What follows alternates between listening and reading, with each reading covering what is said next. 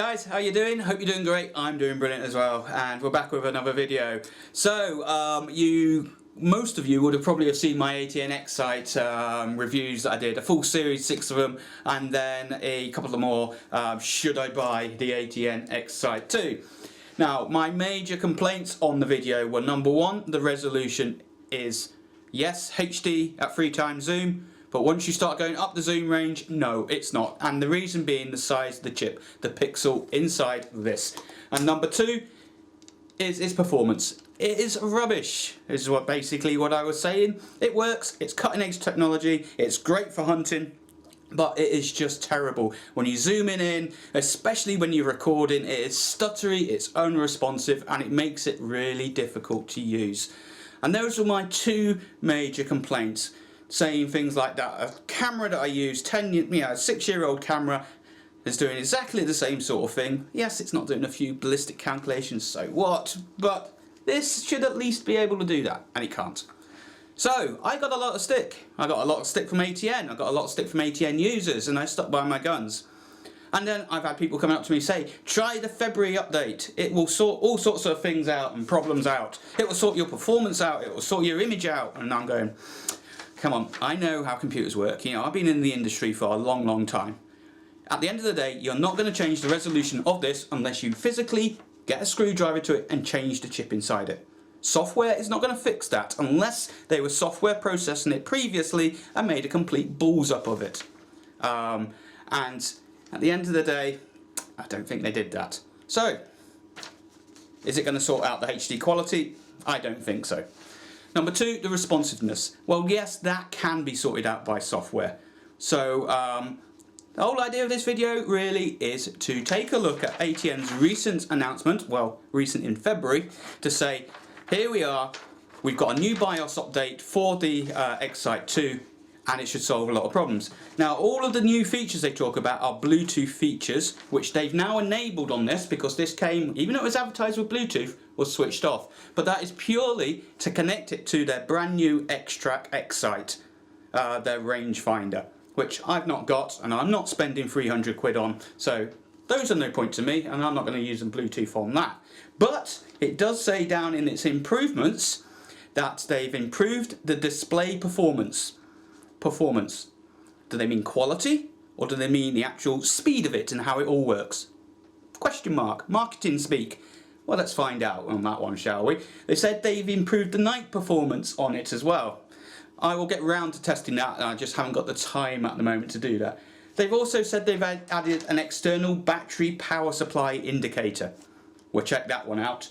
And they've improved the ballistic calculator. No information on what they've done to it, but I found that very, very good anyway, so any improvements on that, not a problem, I'll be happy to see that. So the main two things I want to see with this is, number one, the image quality, which everybody tells me they fix with software updates, and I don't believe them because it's hardware. And number two, they've increased the performance of it, which I would love to see because that can be fixed by software.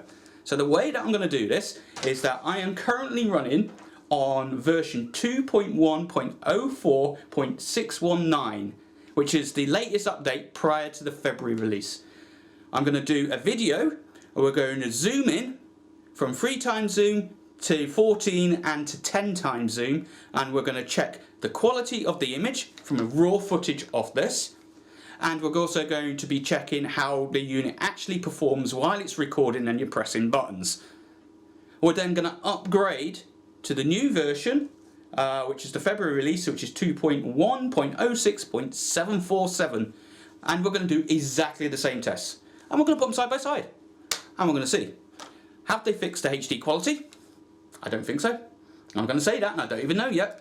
And have they fixed performance? I hope so, because that they can fix. But we'll see where we get on. So the next couple of videos you're going to see are going to be straight from the camera and the microphone on here. I'm going to be lying inside because it's a little bit of drizzly rain outside, and I want to try and cut some of the noise out because this microphone on here is actually quite good and picks up all sorts of road noise and everything we get. And well, I will edit them a little bit, and then we'll have a bit of a chat about them afterwards. See you in a bit. Okay, so we're lying inside. It's got a bit of rain outside, but I'm going to use this as comparison. So target you can see out in front is about 30 meters away. maybe more, about 35 meters actually, because I'm inside. And we're at 3 times zoom here, and we're going to use this as a basis to see what the difference is before the update and after the update. So this is currently with the update prior to the February one, so it's the latest one prior to the February update, and we can see the image quality there we've got. What I'm going to do is I'm going to now zoom all the way into 14 times zoom to see what the quality is like at 14 times zoom. And we can see I'm keeping the button pressed here and it's jumping and skipping. So at 4.9, 4.5. Now I'm recording at the same time, which is obviously putting an extra load onto the unit, but you can see that took its time. Now let's get the focus right. Now I'm lying down here trying to record this at the same time, so apologies if my breathing sounds a bit harsh and etc. But here we go. That's 14 times zoom and we've got the focus right. So we can see the quality. So that's another baseline. We had the 3 times and there's our 14 times.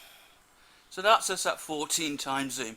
Now what I'm going to do is also do another test, and while I'm recording, the dog, get out of the way dog, sit, sit. So you can see here that we're now at 14 times zoom.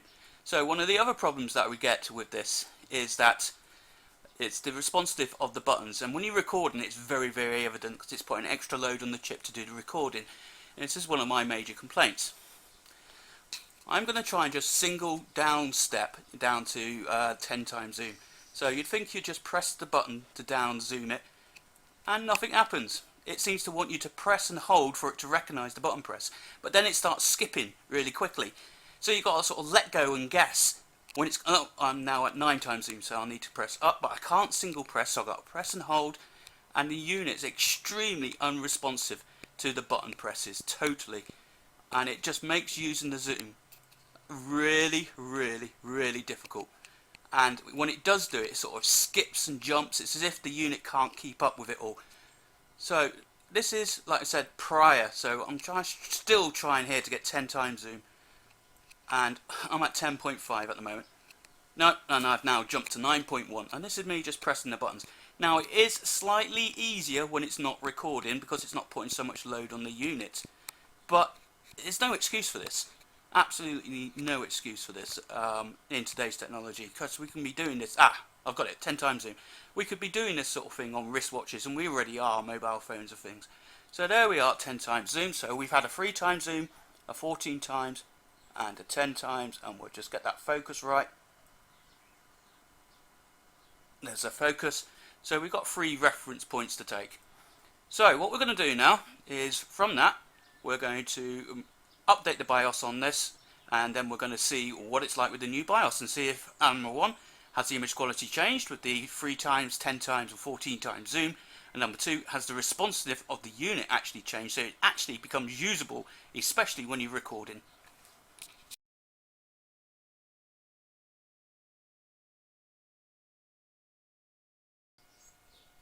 Okay, so now we have literally just upgraded the firmware to the latest February version, the 06747 BIOS. It took about a minute or so, gave you some nice pretty graphics with the progress on it, and it did not delete any of my settings or any of my profiles that I had stored, which was really nice and a bonus. So we're at 3 times zoom, let's see what happens. But it's literally 5 minutes later.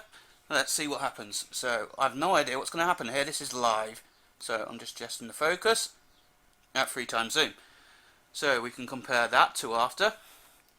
Right, let's see what happens. If I single press the zoom, does anything happen? Now I am recording again, the same record settings at 1080p 30 frames a second.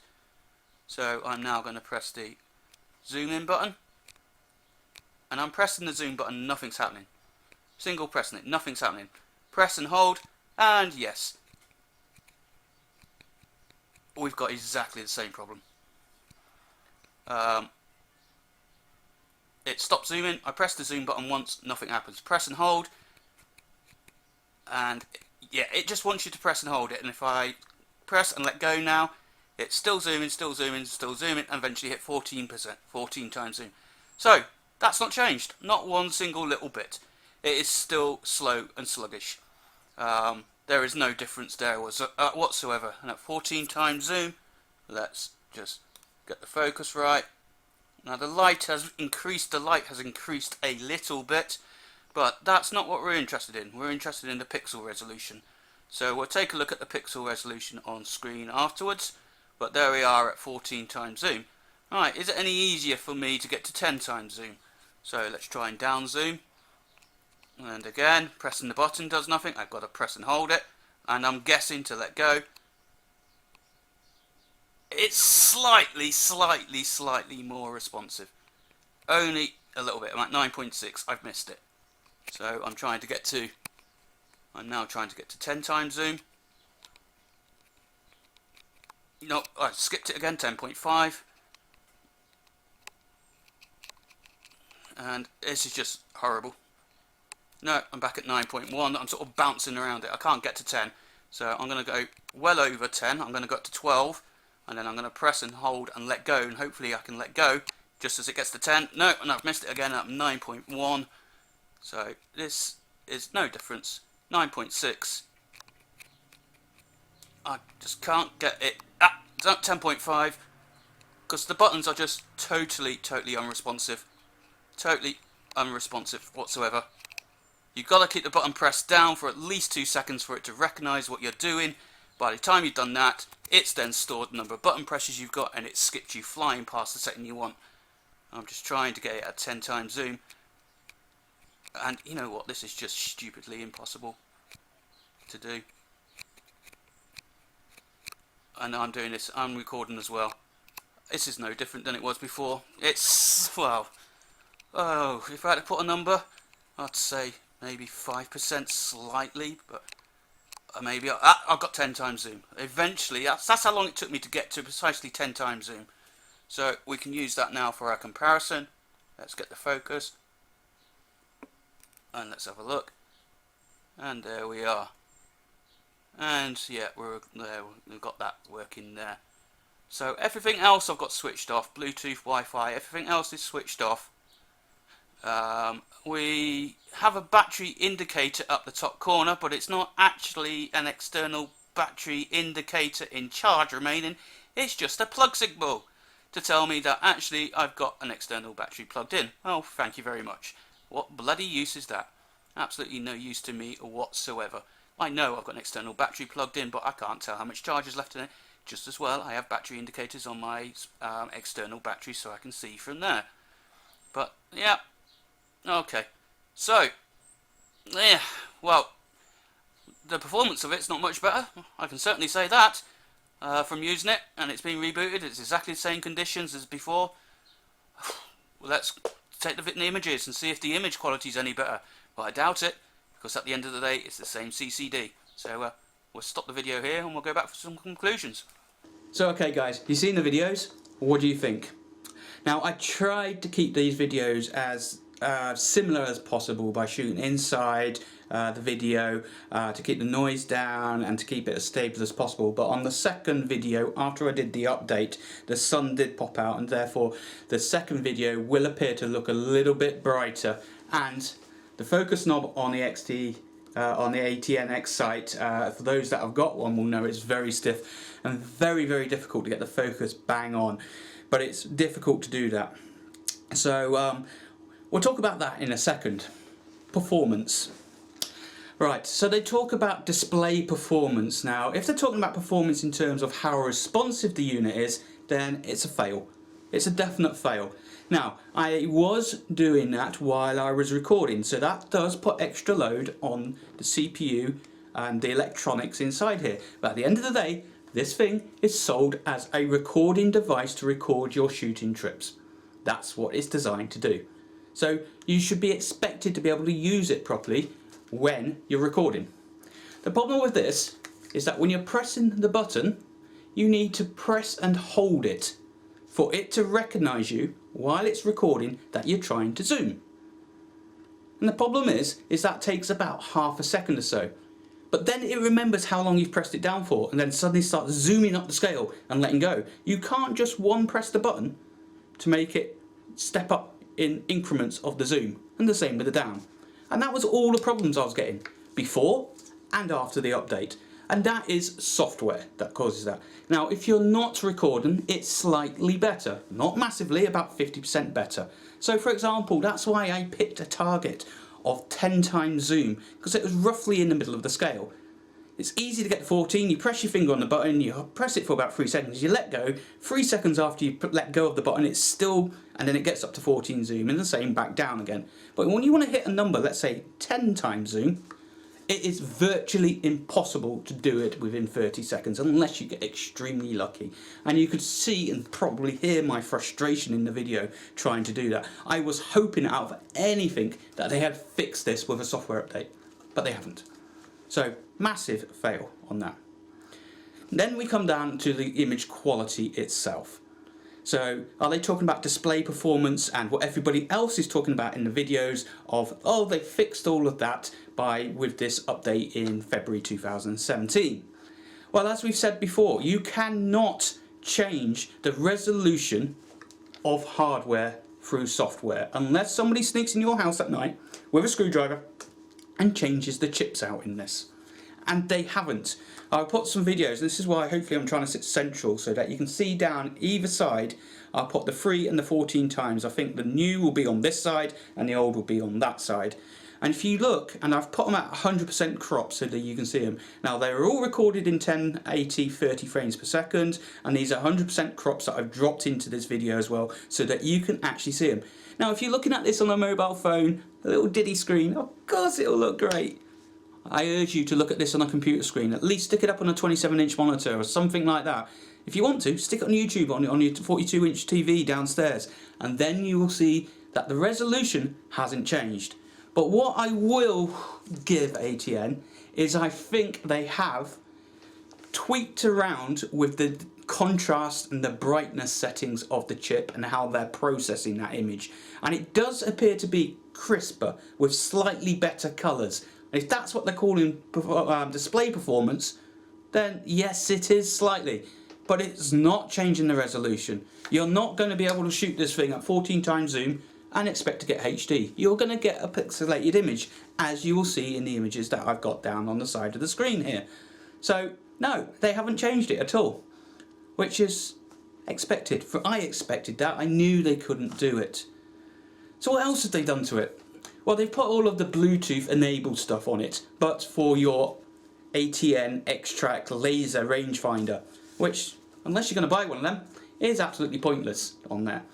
The battery indicator. Well, yeah, it now puts a little plug if you put a USB battery on it. What use is that? I know I've got a battery, external battery connected.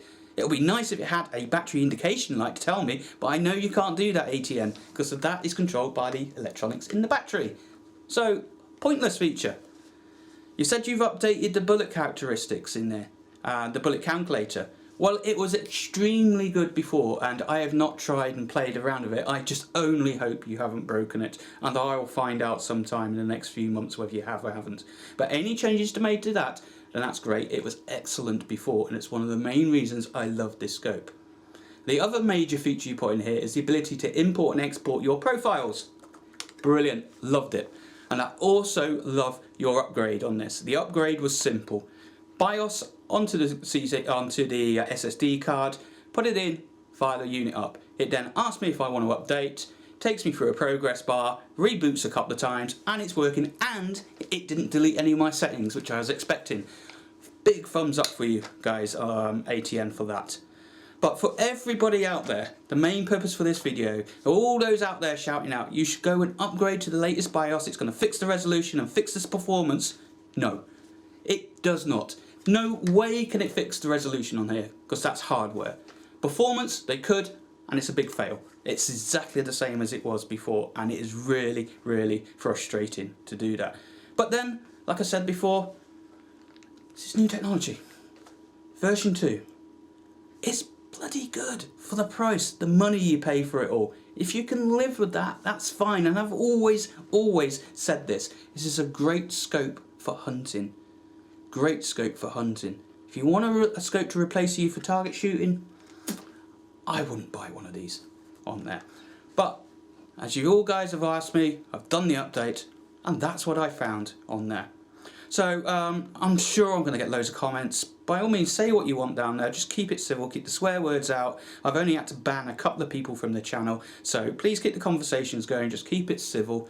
Please, as usual, give me a thumbs up or thumbs down, like, subscribe as well, and you would have seen my Patreon banner down here as well.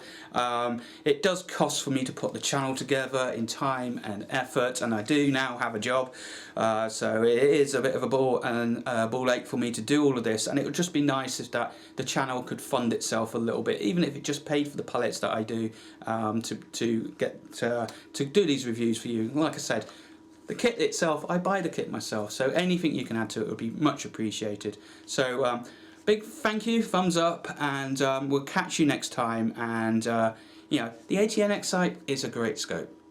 It is a bit of a rant video, I know, but I just needed to do it just so that you guys can see that I've done the update and what the results of the update are. Catch you next time. Bye bye.